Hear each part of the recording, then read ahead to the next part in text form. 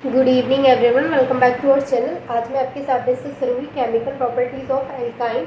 और ये हमारा केमिकल प्रॉपर्टीज़ का पार्ट 2 है, बिकॉज लास्ट वीडियो में भी मैंने आपके साथ केमिकल प्रॉपर्टीज़ ही डिस्कस की थी एल्काइन की, जिसमें मैंने जो केमिकल प्रॉपर्टी आपके साथ डिस्कस की थी वो थी addition of dihydrogen to alkyne and second थी addition of halogen to alkyne. आज जो केमिकल प्रॉपर्टी मैं आपके साथ डिस्कस करूँगी वो है addition of water to alkyne.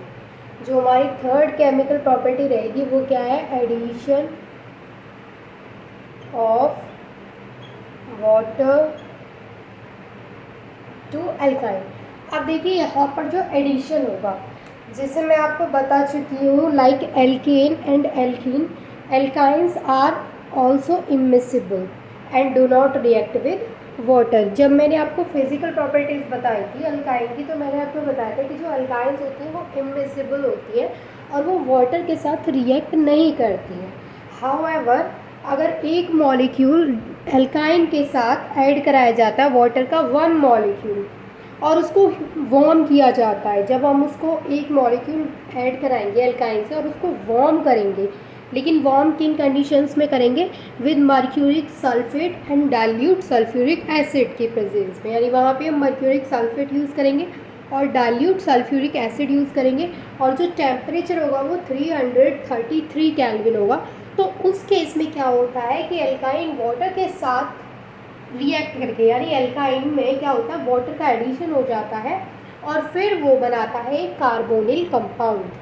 समझ में आया मैंने आपको क्या बोला? कि जब एक मॉलिक्यूल एल्काइन के साथ वाटर का ऐड कराया जाता है, उसको वार्म किया जाता है with dilute sulphuric acid and mercuric sulphate, तो उस केस में क्या होता है, टेम्परेचर भी 333 केल्विन लेते हैं और वहाँ पे जो कंपाउंड का फॉर्मेशन होता है वो होता है कार्बोनिल कंपाउंड का। ठीक है, अब इस चीज़ को विद एग्जाम्पल देख लेते हैं।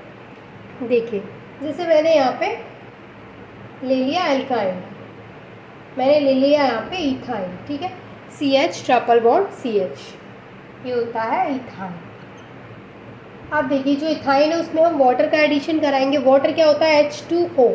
तो अगर मैं इसको ऐसे लिख दूँ HOH H2O, कोई दिक्कत है इसमें? कोई प्रॉब्लम नहीं होनी चाहिए, H2O ही है ये। ठीक है, किसके साथ होगा भाई? जैसे मैंने अभी आपको बताया था, किसके साथ बताया था? मर्क्यूरिक सल्फेट, मर्क्यूरिक सल्फेट बताया था मैंने आपको, और इसके अलावा मैंने आपको बताया था डाइल्यूट सल्फ्यूरिक एसिड। ठीक है, और टेम्परेचर था 333 केल्विन। तो इस केस में क्या होगा कि यहाँ पर सबसे पहले क्या होगा कि बॉन्ड ब्रेक होगा। ठीक है, अभी यहाँ पे ये एक बॉन्ड ब्रेक होगा, क्योंकि देखिए बॉन्ड ब्रेक होना क्यों ज़रूरी है?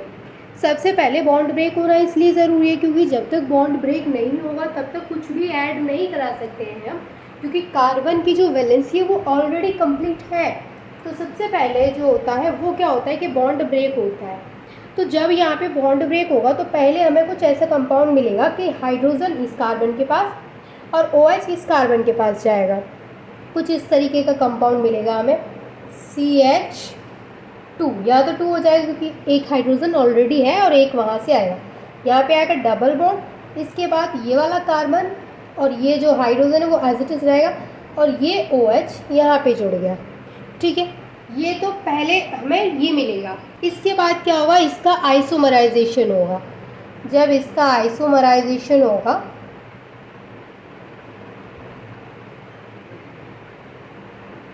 देखिए जब इसका आइसोमराइजेशन होगा तो फिर क्या होगा? यहाँ पे क्या होगा कि यहाँ कार्बन और ऑक्सीजन के बीच में डबल बॉन्ड आएगा। अभी जैसे मैंने आपको बताया कि जो फॉर्मेशन होगा वो कौन से कंपाउंड का होगा? कार्बोनिल कंपाउंड का होगा। तो जो डबल बॉन्ड यहाँ पर है वो यहाँ से ब्रेक हो जाएगा और ये वाला जो हाइड्रोजन है वो यहाँ शिफ्ट हो जाएगा, तो यहाँ पे CH3 हो जाएगा और ये बॉन्ड यहाँ पे शिफ्ट हो जाएगा। तो कुछ इस तरीके से होगा, यहाँ पे तो हो जाएगा CH3, यहाँ आ जाएगा सिंगल बॉन्ड, यहाँ पे डबल बॉन्ड ऑक्सीजन के पास और ये हाइड्रोजन एज इट इज़। तो ये जो कंपाउंड का फॉर्मेशन हुआ है इसको क्या बोलते हैं हम? इथेनॉल। यानी यहाँ पे इस कंपाउंड का जो नाम है वो है इथेनॉल। तो यहाँ पे क्या हुआ? फाइनली कार्बोनिल कंपाउंड का फॉर्मेशन हुआ। तो यही था कि जब हम वाटर का एडिशन कराएंगे अल्काइन में तो सबसे पहले क्या होगा कि बॉन्ड ब्रेक होगा और इस तरीके से हमें प्रोडक्ट मिलेगा, उसके बाद आइसोमराइजेशन होगा, देन हमें फाइनल प्रोडक्ट मिल जाएगा। तो आई होप कि ये आपको समझ में आ गया होगा। इसके अलावा यहाँ पे आप कोई भी एग्जांपल ले सकते हैं, जैसे प्रोपाइल ले सकते हैं, तो चीज़ें सेम ही होंगी। मान लीजिए अगर यहाँ पे आपने प्रोपाइल लिया है तो भी क्या होगा, सेम ही चीज़ें यहाँ पे रिपीट होंगी। तो चलिए मैं एक एग्जांपल और बता देती हूँ आपको प्रोपाइन का। देखिए मैं दूसरा एग्जांपल इसलिए बता रही हूँ ताकि आपको और भी अच्छी तरीके से चीज़ें क्लियर हो कि होगा क्या यहाँ पे। अभी जैसे मैंने यहाँ पे प्रोपाइन का एग्जांपल ले लिया है, प्रोपाइन। अब इस केस में क्या होगा, HOH सेम होगा, सेम यहाँ पे mercuric sulphate and dilute sulphuric acid 333 kelvin temperature, same चीज़ें हैं, ठीक है। अब यहाँ पे क्या होगा, जैसे सेम हुआ था वही होगा कि यहाँ पे जो बॉन्ड है ट्रिपल बॉन्ड, उसमें से एक बॉन्ड यहाँ पे ब्रेक हो जाएगा, ऑक्सीजन और ये वाला हाइड्रोजन तो यहाँ जुड़ जाएंगे OH, और जो हमारा H है वो यहाँ चला जाएगा। तो सबसे पहला जो स्टेप है वो मैं आपको बताती हूँ, CH3 एज इट इज़, ये कार्बन, ऑक्सीजन, हाइड्रोजन, यहाँ डबल बॉन्ड, ये वाला CH2, समझ में आया first step.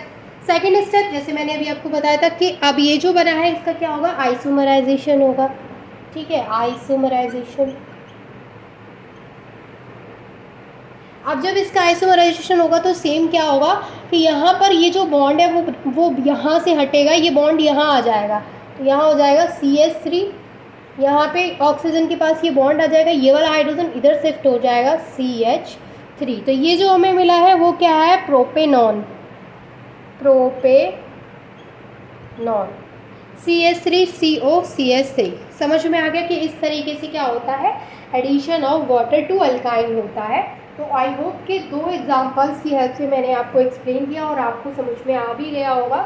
If you have any doubt then आप मुझसे पूछ सकते हैं, मैं पूरी कोशिश करूँगी आपके डाउट्स क्लियर करने की। अगर मैं कमेंट सेक्शन में आपके डाउट्स क्लियर नहीं कर पाती हूँ तो मैं कोशिश करूँगी कि जो नेक्स्ट वीडियो है उसमें आपके डाउट्स क्लियर कर दूँ।